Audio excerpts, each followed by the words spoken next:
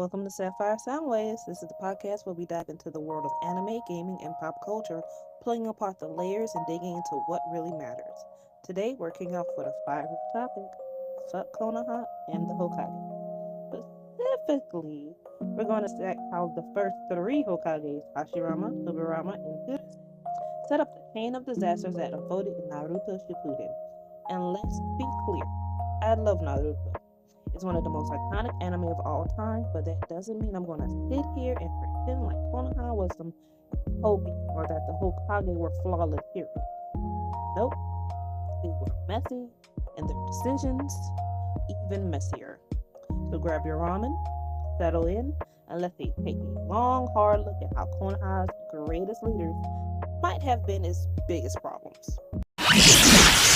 Let's start at the very beginning with Hashirama Senju, the so-called god of shinobi and the founder of Konoha.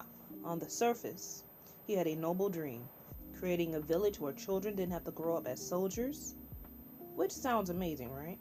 Except Hashirama didn't think long term. So, first, his entire plan relied on idealism and his personal strength. He thought he could just overpower conflict. Remember when he and Madara fought over the future of Konoha? Instead of addressing Madara's valid concerns about the Uchiha's clan position in the village, he chose violence. So let's break it down a little bit. First, we have Madara's warning. Madara literally said the Uchiha will always be treated with suspicion. And what did Hashirama do? He tried to kill them. Real mature. The second, the Biju giveaway. Hashirama handed out the tail beasts like they were Pokemon cards. You know, you gotta catch them all. Thinking it would bring peace, bring balance to the ninja world. Spoiler alert, it didn't. Every major war in Naruto was sparked by the power struggle over these same tail beasts. Good job, Hashirama. So let's stop here for a second. Can we just appreciate how many problems could have been avoided if Hashirama had put more thought into the consequences of his actions? Like maybe don't centralize all the power in one village and then marginalize everyone else. Wild concept, I know. So I'm curious about you guys. What do you think? Was Hashirama too idealistic for his own good? Or was he just doing the best he could? Let me know in the comments. Next up is Tobirama Senju, the second Hokage, and the baby brother of the first Hokage. Oh, Tobirama. The man was a genius, no doubt. He created some of the most powerful jujutsus in the series, like the Shadow Clones, the Flying Raijin, and the Edo Tensei. AKA, let's bring people back from the dead to fight wars. Yeah, let's deal some necromancy, But Tobirama's legacy isn't just about the jutsus. It's about how he institutionalized discrimination. So let's talk about the Konoha police force. At first, it seems like a good idea. Give the Uchiha a leadership role in maintaining order. But when you look closer, it's clear that this was just a way to isolate and control them. Let's think about it. The police force was based on the outskirts of the village, far from the central government.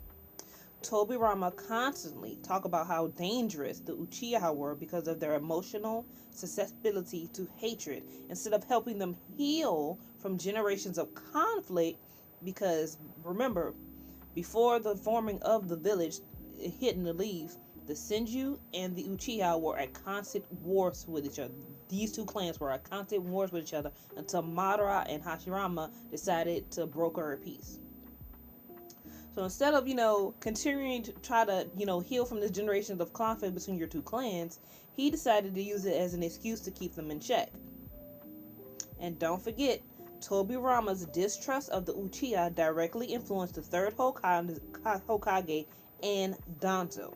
So when the Uchiha finally rebelled, they weren't just fighting for power. They were fighting against decades of systematic oppression. Because when we look at Naruto, a lot of people, when they think of the the coup. They're like, oh, the Uchiha shouldn't have done that, but not looking at it from the Uchiha's point of view. We're seeing everything from the point of view of the Senju, as if they're were they're good guys in the situation, not really understanding the power structure within Konoha, and literally that could have been avoided. It's called diplomacy. Talk about it first. Never happened. So, quick question for you guys. Do you think Tobirama was just being pragmatic, or was he a straight up racist? Hit me up with your thoughts. Now, let's get to Hiruzen Sarutobi, the third Hokage. If I had to sum him up in one word, it would be passive. So let's start with the elephant in the room, the Uchiha massacre. Hiruzen knew about the growing tensions between the Uchiha clan and the rest of Konoha.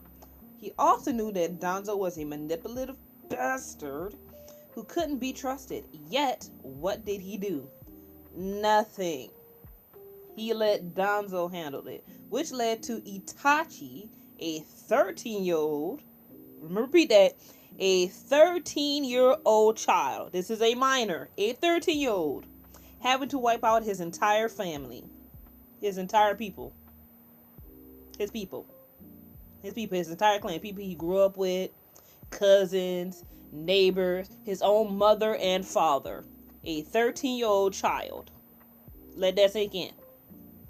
And let's not forget Naruto. Hiruzen promised Minato and Kushina that he'll take care of their son. Instead, Naruto grew up ostracized, eating instant ramen in a cold apartment, while a village treated him like a monster. All while Hiruzen sat in his cushy office watching it happen. Now, I know some people say, well, he did take care of Naruto. He had him in an apartment. But taking care of a child is more than just setting them up in a house, or in this case, Naruto, an apartment, and giving him monthly allowance. Taking care of a child is taking care of a child. You are responsible for that child's well-being. You're supposed to be bringing them up. Essentially, Hiruzen is supposed to be a guardian to Naruto. So that means you have the responsibilities of a parent. So yes, you are Hokage, but plenty of Hokages had children. I mean, Hashirama obviously had kids. He got married, and we see his granddaughter Tsunade. So he clearly had no issues with being a parent. So, and Minato had Naruto. Even though him and his wife didn't really get a chance to spend much time with him, but you can be Hokage and be a parent. We have clearly seen this with these Hokages, plus Naruto is Hokage, and we see him being a parent as well. It's going to be a struggle, but it's possible. So Hiruzen just putting Naruto up in an apartment and giving him some allowance occasionally, it's not really, taking care of the child. Taking care of the child is raising Naruto. He shouldn't feel ostracized in this village because of who he is that he had no clue of. He's just walking around village. Oh, don't talk to that child. Don't talk to the child. He has no friends, no nothing. He's sitting there eating ramen, instant ramen. That's not a meal. He's supposed to be having his fruits and vegetables and his important minerals. I'm surprised Naruto didn't have any freaking bone issues or was malnutrition in a way, since he was found and he was drinking on spoiled milk. He had no discipline in his life, which is why he was acting out the way he was. Parenting, watching over somebody's kid is more than just, hey, he's in an apartment, here's your allowance, I'm off. You're actually supposed to raise him, which he did not do. So his promise that he'd take care of Naruto, he did not do. And other examples of Hiruzen's failures are letting Orochimaru escape after discovering he was experimenting on people, and especially children. Like, if you look at the manga panel versus how they did in anime, the mangas are always going to be much more explicit than what they could show in anime for obvious reasons. But Orochimaru, like, when you discover this person is doing these type of experiments, put them down. Understanding he was a student, because Orochimaru, along with Tsunade and Jiraiya, was his students. They're the legendary Sannin. You know what I'm saying? But he needed to be put down. Like, there was no reason for this man to escape. I understand there's an emotional attachment, but If y'all can be, but if the fan base of Naruto can be like, well, Hiruzen had an emotional attachment to this, then y'all can't complain down the line when we get to Naruto and Shippuden of other characters that couldn't do something.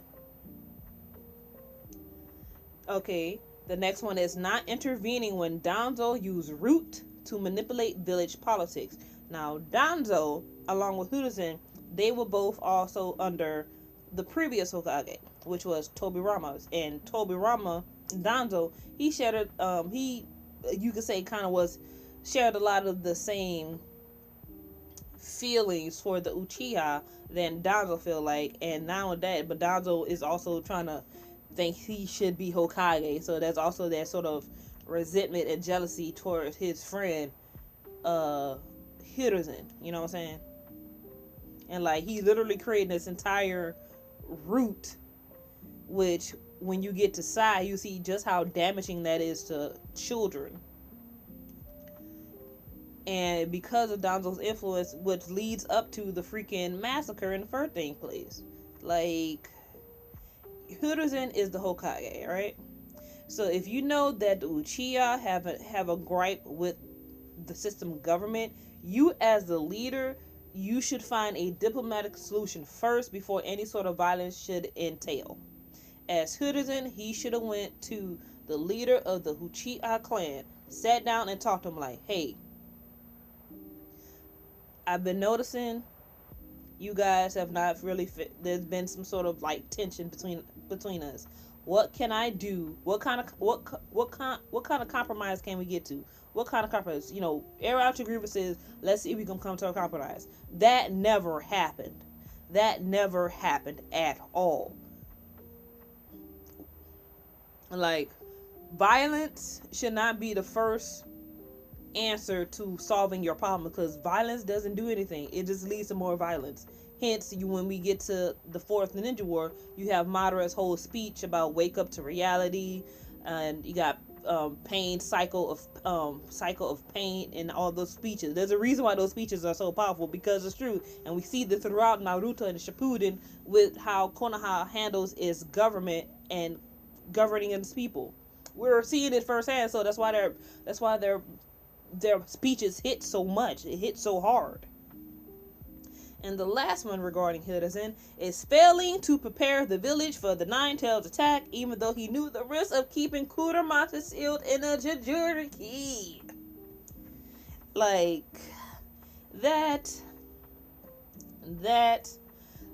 could have easily been prevented, because as we learn, the Uchiha, because of their Genki Genkai, can actually control the Tail Beast, which is a fear for Danzo, because he's like, they can use the Nine-Tails to attack the village.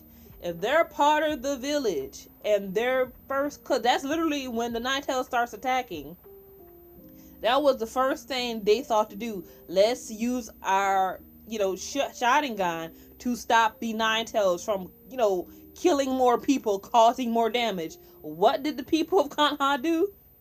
Oh no, go to the outer part of the village. Yeah, that's what we want all you Uchiha to go to the outer part of the village, away from the actual attack of the Nine-Tails. You're sending your best defense of stopping this tail beast away. So not only was that decision stupid, it caused so many casualties. Like, so many people did not have to lose their lives or get injured during that event. Naruto would still have his parents if they would have just let the Uchiha do what they was going to do and protect so many people.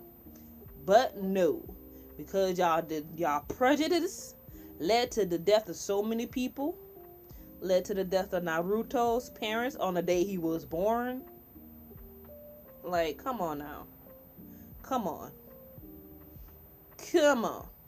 now. Like, let's use logic here. Come on now. Like, that didn't have to happen. And the fact that all this is blamed on the Uchihas, granted, it wasn't Uchiha that did it, but we gonna get to that later in another episode, because I got some things to say about that.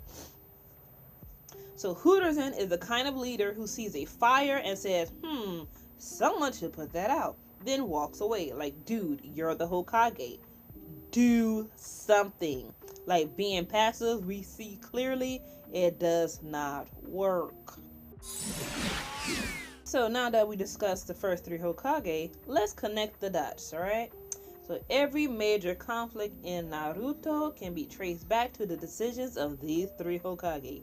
The Uchiha Massacre started with Hashirama and Tobirama's policy, which was then enabled by Hiruzen.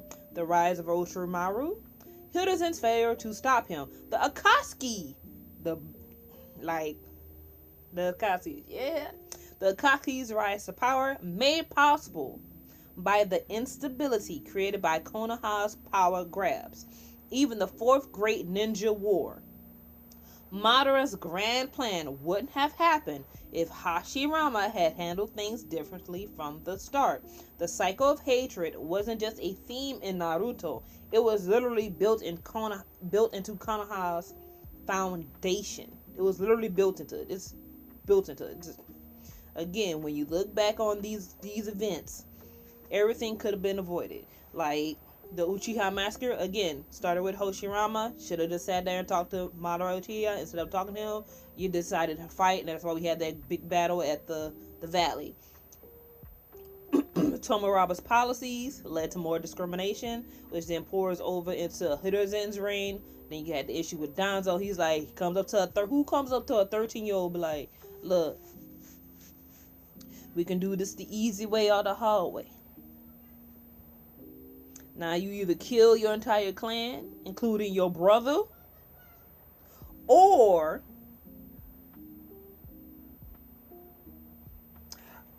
you kill your entire clan, we'll let your brother live. But either way, y'all gonna die. Either way, y'all die. Y'all ain't gonna live to see the morning. Right? The rise of Orochimaru.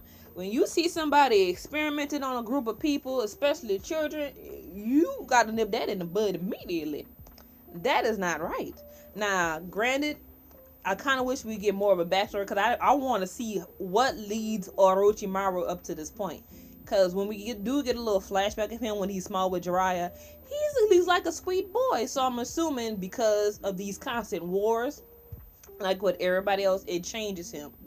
Like, war changes people, and especially on children, right? So you got him experimenting, trying to live forever, you know what I'm saying, essentially trying to find immortality. Nip that in the bud. He's experimenting on children. Like, you get this stuff with Orochimaru. He using Karin. There is Yamato. He was using him to use Hashirama cells. Like, he's putting curse marks on I forgot the lady's name in Naruto, but she y'all know who is, like, the fans like her, I think. Talking about she let herself go in Naruto. And then of course there's also Sasuke. Like, he puts the curse mark on these people. Like, and not only that, because you didn't kill him, guess what happens? He attacks the village during the Chunin exams. He killed the Kazekage from the village of the sand. Like, so we don't see no issue here. And because of Orochimaru, Danzo has a freaking arm full of Sharingans of the Uchiha people. The same people that Danzo was like, oh, he hated against, but he's sitting there with the eyes on his arm. You hate them so much, but you want what they got. And then you also have the Akatsukis' rise to power. The Akatsukis are made of different individuals from various villages. It started by Nagito, Yukiko, and I forgot the last one's name. But their reason for starting the Akatsuki was because of the war that was going on when they was children. And this is how they end up meeting the legendary Sannin. Because these big villages, they're the ones that have the tail beasts, right? The tail beasts are essentially the equivalent of a nuke bomb. So you have these big villages fighting. Guess who's suffering? The small villages. And the village hidden in the rain is one of the small villages. He lost his parents. You know, all three of these kids lost his parents. They're taken in by Jiraiya. get some training done, and then eventually he just leaves. They end up creating Akatsuki. The purpose of it was to protect those who could not be protected. It was, that's essentially what happens. And then